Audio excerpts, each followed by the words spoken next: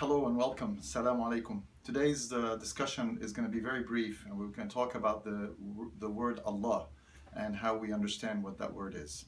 There's been a lot of talk in the media about Allah and then capital God with capital G, and we hear things in the media like uh, Allah is not our God and things of this nature. So I just want to clarify the meaning of the word and then understand who Allah is. So very briefly, Allah is God with a capital G. This is the Arabic name for Allah.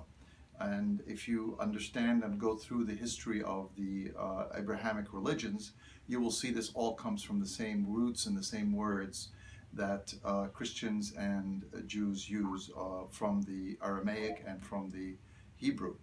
And when we look at how the root of that word is, actually when we look at in the Arab world, when we see the Christians in the Arab world, if you open up the Bible in the Arabic Bible, what you see is a reference to Allah all over the place. So the Christians in the Arab world call God, the capital G, Allah.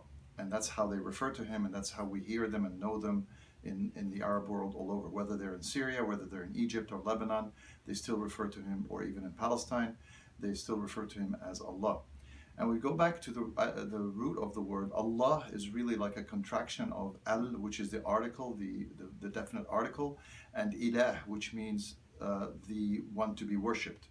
And so that his given name is Allah. The God, capital G's given name is Allah. And if you look at the Aramaic reference, it's very similar, ilaha.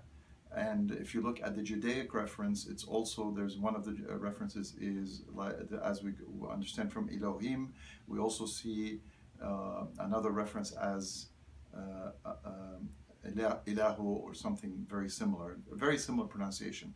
Recall and understand, of course, that all three of these languages have the similar roots and come from the same roots, and so obviously it's the same reference to God as we look at it as a whole.